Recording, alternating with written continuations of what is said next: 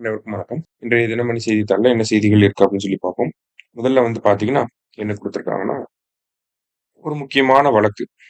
13 ஆண்டுகளாக கோமாவில் இருக்கும் இளைஞரை கருணை கொலை செய்ய உச்சநீதிமன்றம் அனுமதி அப்படின்னு சொல்லி குடுத்திருக்காங்க. ஓகேங்களா?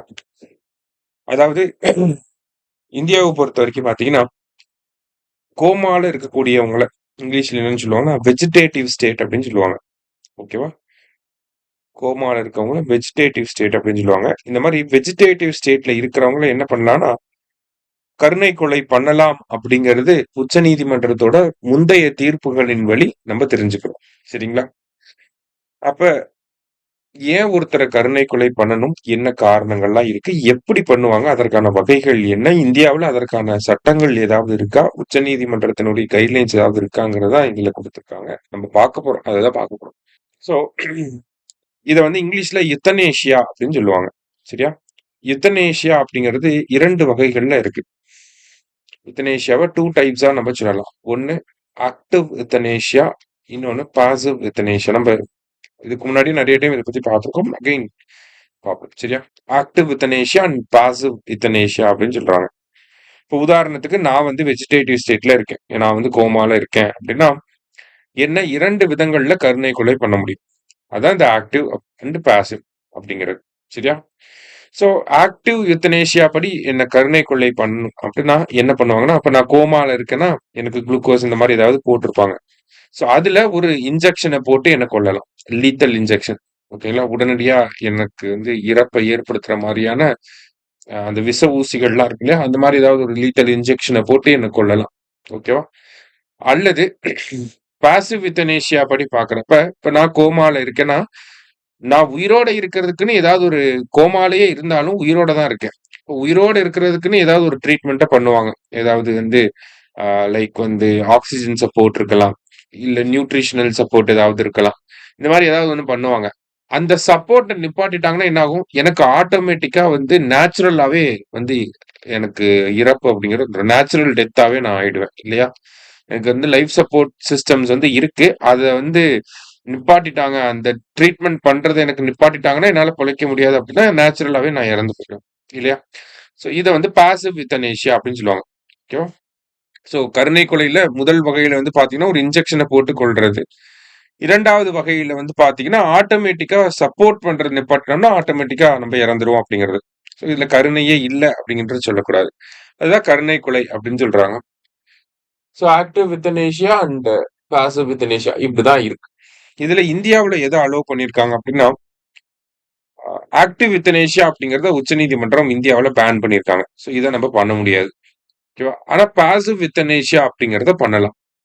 ஸோ அதற்கான கைட்லைன்ஸ் அப்படிங்கிறது நமக்கு முந்தைய வழக்குகளின் வழி நமக்கு உச்சநீதிமன்றம் நெறைய குடுத்திருக்காங்க. முதல்ல அருணா ஷென்பாக் வழக்கு அப்படின்றது தான் அந்த யுத்தனேஷியா ரிலேட்டடா வந்த வழக்கு. முதல்ல ஜுடிஷியரி வந்து இந்த யுத்தனேஷியாங்கிறத ரெகக்னைஸ் பண்ணது எப்பன்னா, அருணா ஷென்பாக் கேஸ்ல தான். 2011ல. அதுக்கப்புறம் தான் காமன் காஸ் வழக்குல வந்து என்ன பண்ணியிருப்பாங்கன்னா, 2018ல ஒரு செட் ஆஃப் கைட்லைன்ஸ வந்து சொல்லியிருப்பாங்க. என்ன செட் ஆஃப் கைட்லைன்ஸ் அப்படின்னு சொல்லி பார்த்தீங்கன்னா, கைட்லைன்ஸ் சொல்லியிருப்பாங்க. அதே மாரி right to die with dignity. கண்ணியமா இறந்து போறதுக்கான உரிமை அப்படிங்கிறதும் இந்தியர்களுக்கு உண்டு அப்படிங்கிறத சொல்லியிருப்பாங்க. Right to die with dignity அப்படின்னு சொல்லுவாங்க. சரியா? இது வந்து ஆர்டிகிள் 21 கீழ எப்படி நமக்கு ரைட் டூ லைஃப் அப்படிங்கிறதுக்கோ, அதே மாரி தான் right to die with dignity அப்படிங்கிறது இருக்கு அப்படின்னு சொல்லியிருப்பாங்க. சரியா? இதுல என்ன சில கைட்லைன்ஸ்லாம் வந்து கொண்டு வந்திருப்பாங்க அப்படின்னு சொல்லி பார்த்தீங்கன்னா, நமக்கு வந்து ஒரு லிவிங் வில் அப்படிங்கிற கான்செப்ட் சொல்லியிருப்பாங்க. அதாவது இப்ப நான் இருக்கேன் அப்படின்னா, நான் உயிரோட இருக்கப்பயே வந்து ஒரு உயில் மாரி எழுதி வச்சிரலாம். இந்த மாரி எனக்கு அடிபட்டு கோமா ஸ்டேஜ்க்கு இது போயிட்டேன்னா, ஒரு 1 வருஷம், 2 வருஷம் பாருங்க. இல்லாட்டி கருணை கொலை பண்ணி விட்டுருங்க. அப்படின்ற மாரி நம்ம லிவிங் வில்ல வந்து குடுத்துட்டு போகலாம். ஸோ அந்த மாதிரியான ப்ரொசீஜர்ஸ் அதெல்லாமே இந்தியாவுல அலவுட் அப்படிங்கிறத இந்த வழக்கின் வழியாக தான் நம்ம தெரிஞ்சுக்கிறோம். சரியா? ஸோ இதுதான் வந்து இருந்துச்சு.